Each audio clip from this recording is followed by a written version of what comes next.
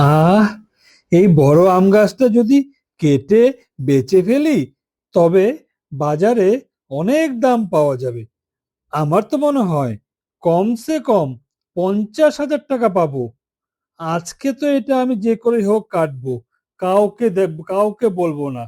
আগে একটু দেখি কেউ আসছে কিনা। দাঁড়াও, দাঁড়াও, দাঁড়াও। না, সেরকম তো কাউকে দেখছি না। তাহলে আমি আমার কাজটা শুরু করি। ওরে নিতাই, তুই কুড়ুল নিয়ে আমাদের ঘরের পিছনে এই পুরনো গাছের সামনে কি করছিস রে? আমি তো বুঝেই উঠতে পারছি না তুই কি করছিস এখানে এই পুরনো গাছটার সামনে। ঠিক করে বল, কিন্তু তোর মতি গতি আমার ঠিক ভালো ঠেকছে না। তুই কি বলবি, না আমি মোড়ল মশাইকে ডাকবো? ভালোই ভালোই বলে দে, কিন্তু আমার কিন্তু একদম তো সময় নেই। আমার ওদিকে মাঠে অনেক কাজ।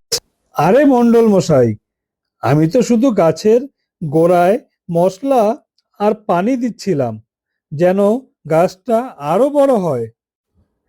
আর আপনি তো ভুল বুঝে আমার ওপর সন্দেহ করছেন।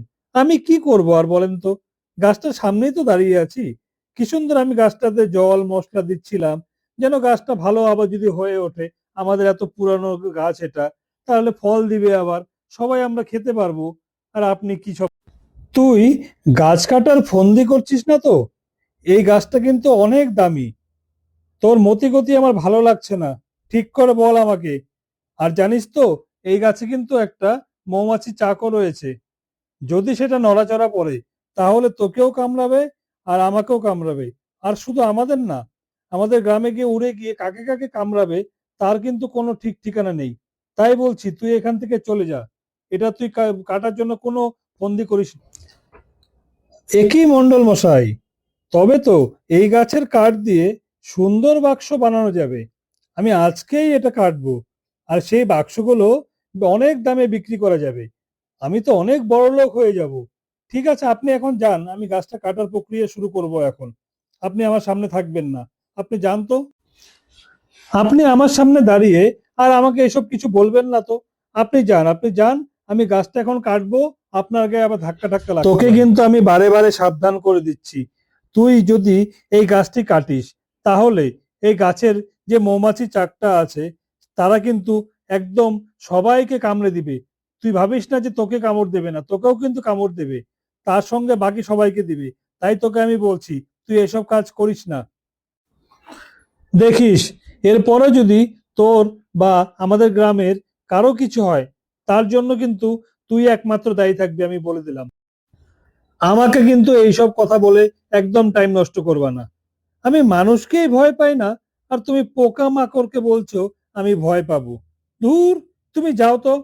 আমার কত দেখলাম কত কি, কাউকে আমি ছেড়ে কথা বলি না। আর তুমি একবার গ্রামে গিয়ে আমার কথা বলে ভালো করে শুনে দেখবা। ওই যে গ্রামের পাশে যে ওই মুদিমালের দোকানটা আছে আর চায়ের দোকানটা, ওখানে গিয়ে আমার কথা বলবা।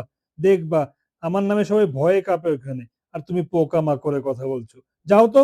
এই রে, আহ, এটা তো পাখি নয়, এটা তো বোলতার চাক। কাকা আমায় বাঁচাও। আহ, ইস, কামড় দিল। কত, কতগুলো কামড় দিল একবারে। তুমি তো আমাকে ঠিকই বলছিলে কাকা। এখন তো দেখছি আমি আর পারছি না, আমাকে তো কামড়ে শেষ করে দিল। উফ, বাঁচাও আমাকে কাকা, বাঁচাও। আমি এখন কোথায় পালাবো, কোথায় কি করব? আবার একটা কামড় দিল। আহ, আমি আর পারছি না। আমার হা গলা হা দিয়ে হা, আওয়াজ বেরোচ্ছে না। আমি তো আগেই বলেছিলাম, লোভ করে গাছ কাটলে এরকমই শাস্তি পাওয়া যায়। ওটা গাছ হলে কি হবে, তারও তো মধ্যে প্রাণ আছে। তাহলে তোর বোঝা উচিত ছিল যে তুই গাছ কাটতে যাচ্ছিস, সেও তো তোকে কিছু না কিছু উল্টা দেওয়ার চেষ্টা করবে। এখন বোঝ ঠেলা। আমি আগেই বলেছিলাম ওখানে কিন্তু মৌমাছি চাক আছে। তুই অনেক জ্ঞান দিয়েছিলি আমাকে। আমি পোকামাকড়কে ভয় পাই না, মানুষকেই ভয় পাই না। বাবা আর রে তুই বাবা। পোকামাকড়। আমি আর কোনোদিন এই অবুঝ গাছ কাটবো না রে। এখন বুঝতে পারছি গাছের সত্যি প্রাণ আছে। সেও বদলা নেওয়ার চেষ্টা করে, মানে যে যেভাবে পারে চেষ্টা করে। আমি আর কাটবো না কোনোদিন গাছ। এই আমি নমস্কার জানালাম। আমি এখন থেকে সব খারাপ কাজ ছেড়ে দেব। আমি আর কোনো খারাপ কাজ করব না। এখন একদম সৎভাবে চলবো, সৎ পথে চলবো। কোনো চুরি চাকাতি কিচ্ছু করব না। ইস, আর পারছি না ব্যথা।